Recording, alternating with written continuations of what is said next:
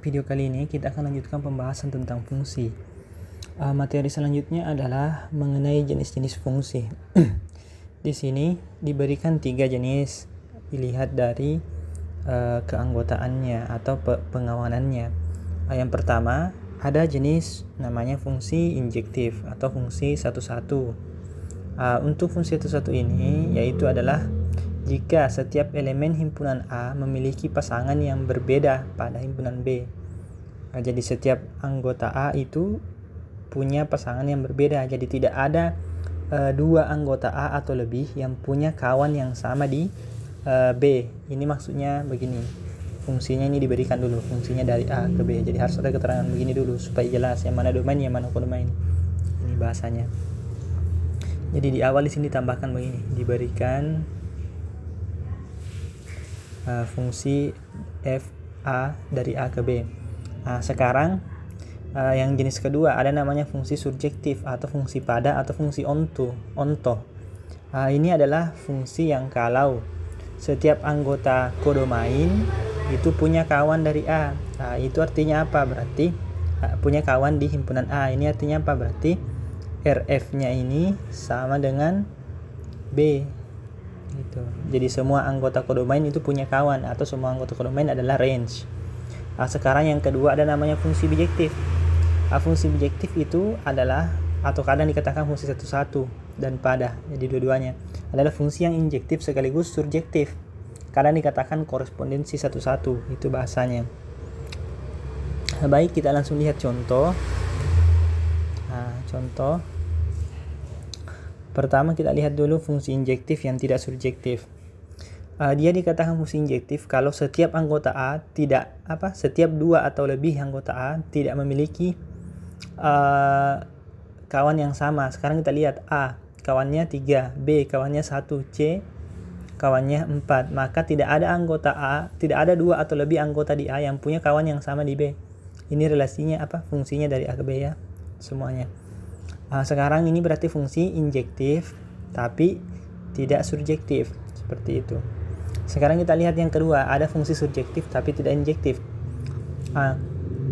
Di sini kita lihat ada anggota A yang berbeda, dua anggota A yang berbeda tapi punya kawan sama. Yang mana itu? Yaitu A dengan B. Kawannya sama-sama dua kawannya. Maka dia bukan fungsi injektif karena ada dua anggota A yang punya kawan yang sama, yaitu A dan D, punya kawan 2. Selanjutnya kenapa dia dikatakan surjektif? Karena semua anggota B punya pre-image atau punya prabayangan, atau kita katakan semua anggota B punya kawan di A. 1 kawannya B, 2 kawannya ada A dan D, 3 kawannya ada C. Maka ini surjektif tapi tidak injektif. Surjektif tapi tidak injektif. Selanjutnya ada juga fungsi yang bukan kedua-duanya, bukan injektif, bukan juga surjektif. Kita lihat yang ini.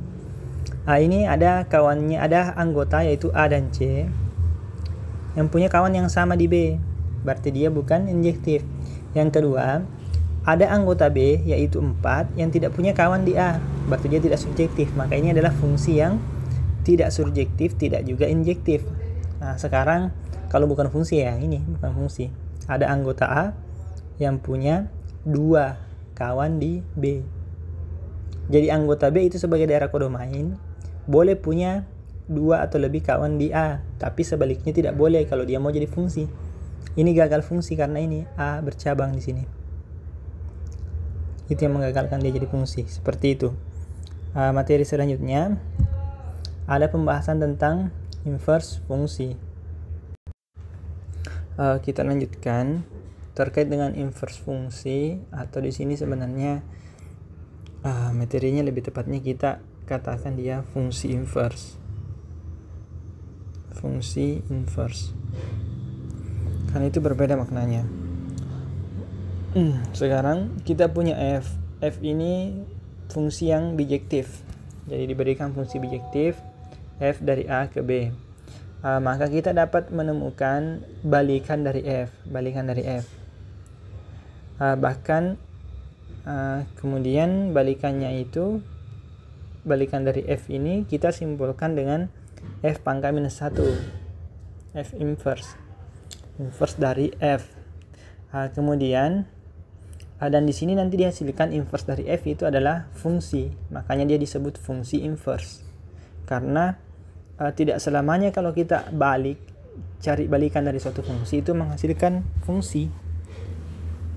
Contohnya balikan itu sederhananya seperti ini, yang di bawah sini misalnya. Kita lihat fungsi injektif tapi tidak surjektif. Ini tidak memiliki ini fungsi di sini ya. Ini injektif. Di sini sebenarnya tepatnya di sini tidak memiliki fungsi inverse. Di sini fungsi inverse. Karena dia punya inverse sebenarnya, tapi inverse-nya bukan fungsi. Mengapa?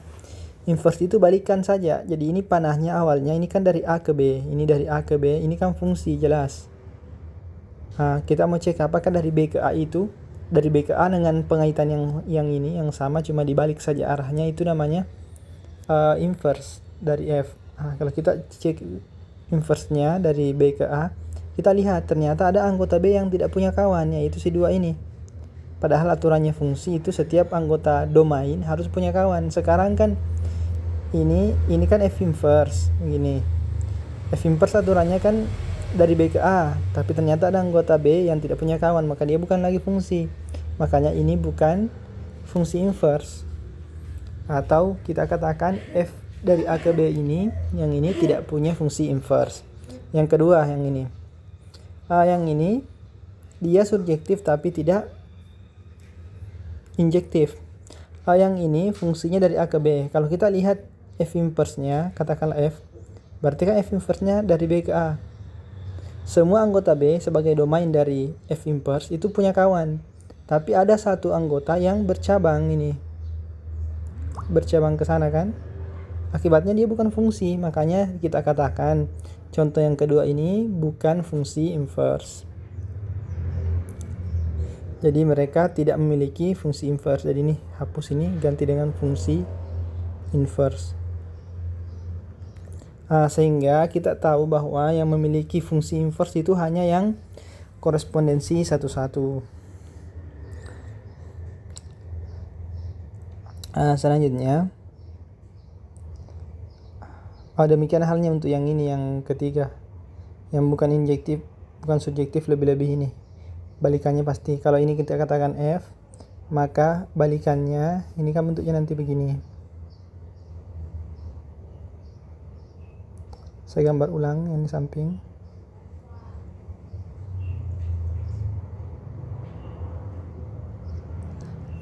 Ini kita ubah F inverse-nya kan seperti ini.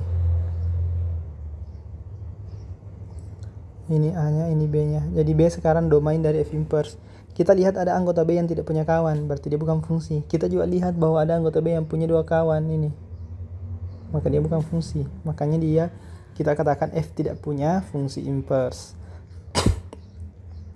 Kita katakan bahwa fungsi-fungsi yang memiliki fungsi inverse itu sebagai fungsi yang invertible atau dapat dibalik.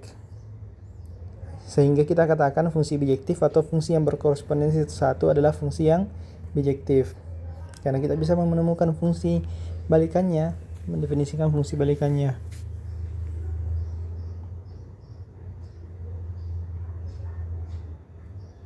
Untuk fungsi yang tidak punya fungsi balikan atau tidak punya fungsi inverse, itu dikatakan sebagai fungsi yang tidak invertible. Kita langsung lihat contoh.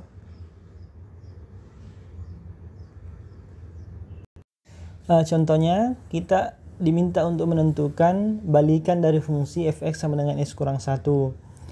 Kalau kita lihat cara sederhananya itu seperti ini. Kita punya f(x) sama dengan x kurang 1. Bahwa ini fungsi yang berkorespondensi satu, maka bisa ditemukan balikannya. Jadi balikannya itu ada. Sekarang balikannya yang berfungsi maksudnya. Sekarang misalkan f(x) sama dengan y ini untuk mempermudah perhitungan atau mencari balikannya. Sehingga kita punya y sama dengan x kurang 1. Berarti x sama dengan y tambah 1. Kedua ros ditambah 1. Sehingga kita bisa tulis ini f inverse-nya sama dengan, jadi langsung ditulis f inverse Y sama dengan Y tambah 1. Kadang juga langsung ditulis begini nanti, F inverse X sama dengan X tambah 1. Intinya kan yang penting model yang ada di sini. Sebentar. Model yang ada di sini itu juga yang di sini. Makanya kalau di sini X ya di sini X juga. Kan fungsi seperti itu. Nah, jadi ini adalah inverse dari fungsi fx sama dengan x kurang 1. Kita lanjut ke operasi aljabar pada fungsi. Sebenarnya di sini kita cuma diberikan definisi bagaimana itu penjumlahan, pengurangan, perkalian dan pembagian perkalian dengan skalar. Kita mulai dengan penjumlahan dan pengurangan. Untuk penjumlahan dan pengurangan fungsi sendiri, misalnya fx tambah gx. Ini kadang ditulis begini, f tambah g x. Ini maksudnya apa ya? Seperti ini maksudnya. Tambahkan saja fx dan tambahkan saja fx dan gx. Itu maksudnya f tambah g. Jadi didapatkan ini 3x kuadrat tambah 2x tambah 1 tambah dengan x pangkat 3 kurang 4, dapat yang ini. Pengurangannya juga seperti itu, kurangkan saja, dapat yang ini. Sedangkan perkalian dengan skalar, ini misalnya f-nya seperti ini, berarti 2 kali f misalnya. Kalikan saja 2 semua di sini. Atau kadang ditulis begini, 2 kali, ganti saja f-nya. F-nya kan 3x pangkat 3 tambah 2x tambah 1. Maka kalau kita perkalikan, dapat yang ini. Perkalian dengan skalar. Sekarang perkalian sesama fungsi. Setelah perkalian dengan skalar, perkalian dengan sesama fungsi. Perkalian dengan sesama fungsi itu seperti ini. Misalnya f-nya 2x tambah 3, 2x tambah 1. Ini. Kemudian gx-nya itu adalah x pangkat 3 kurang 1. Perkalian antara f dengan g itu kadang ditulis begini. Fg x sama dengan, ini notasinya.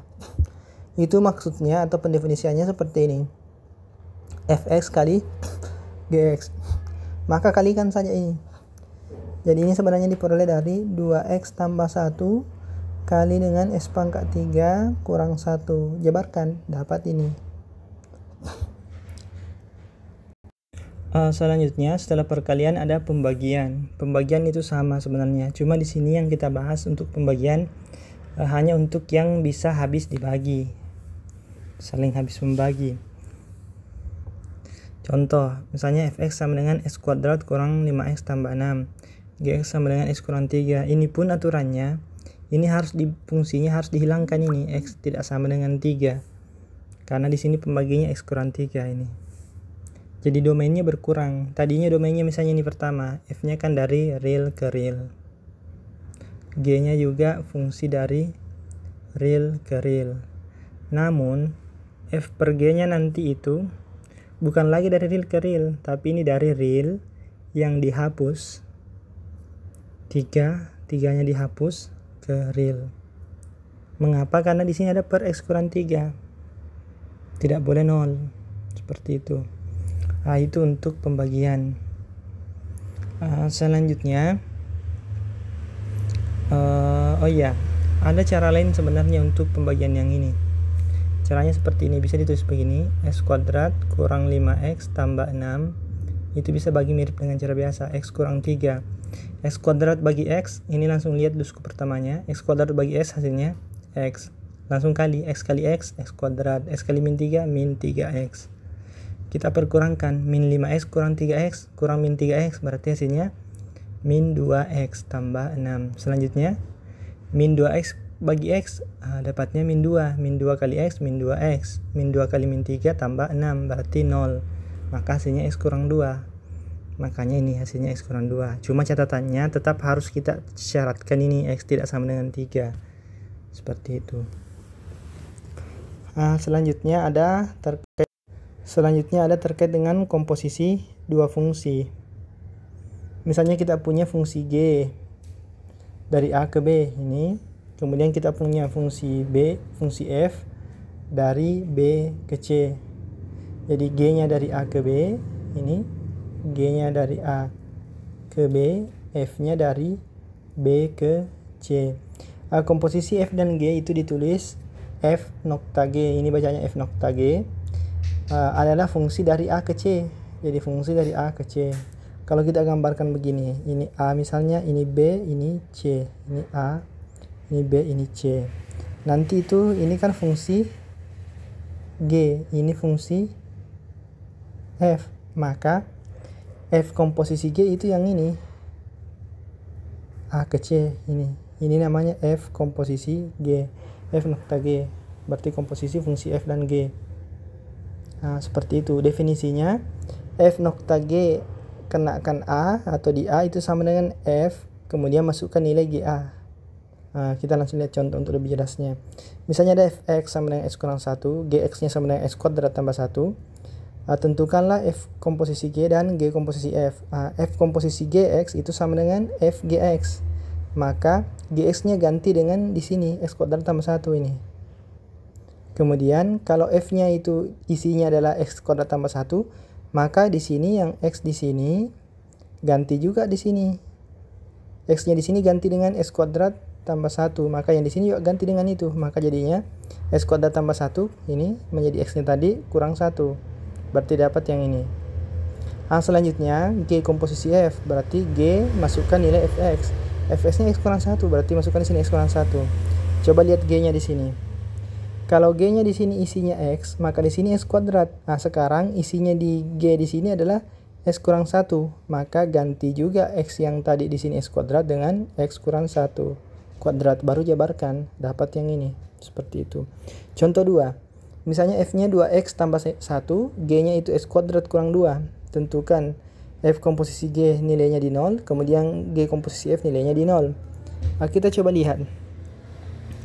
F0 sama dengan 2 kali 0 tambah 1 sama dengan 1. G0 sama dengan 0 kuadrat kurang 2 sama dengan minus 2. F komposisi G0 ini, itu artinya kan F masukkan nilai G0. Berarti cari G0-nya berapa? G0-nya itu yang ini, min 2. Makanya di sini ganti saja min 2. Kemudian masukkan kembali ke rumus. Min 2 di sini berarti kan.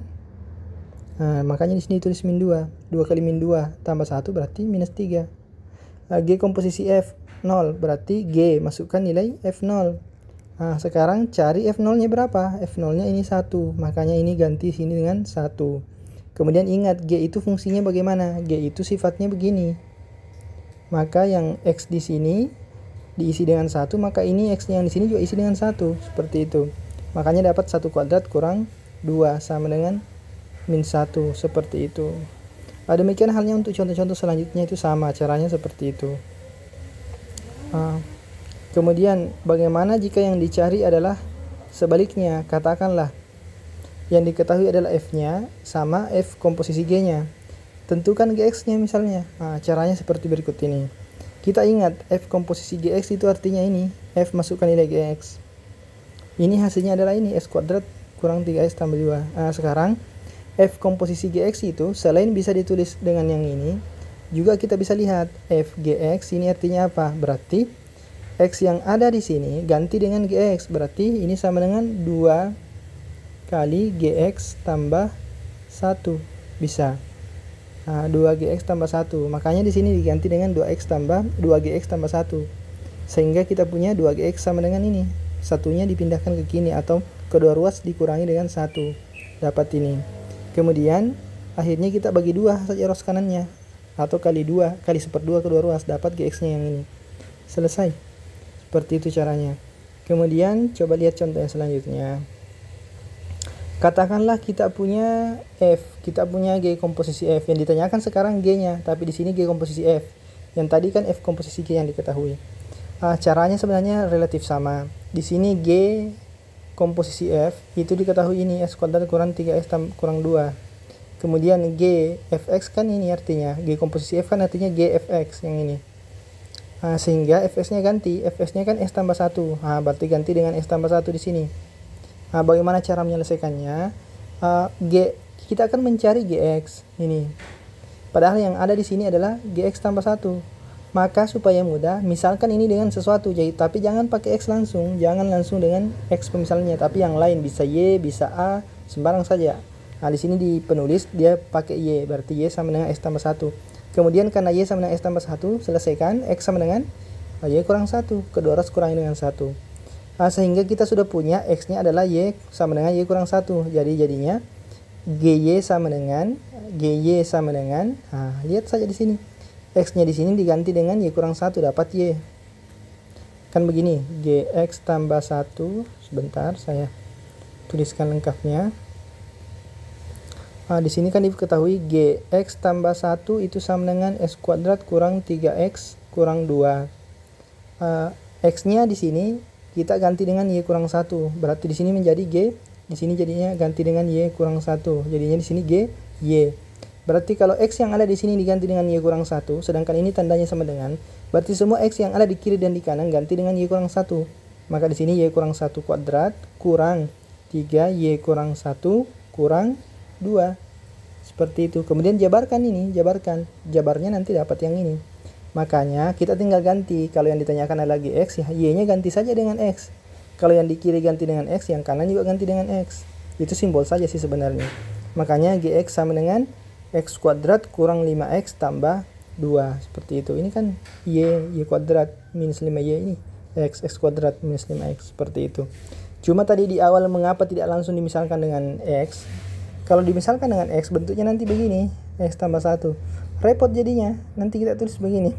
X sama dengan X kurang 1. Jadinya kan aneh. Karena sama. Makanya ini kita ganti dengan yang lain.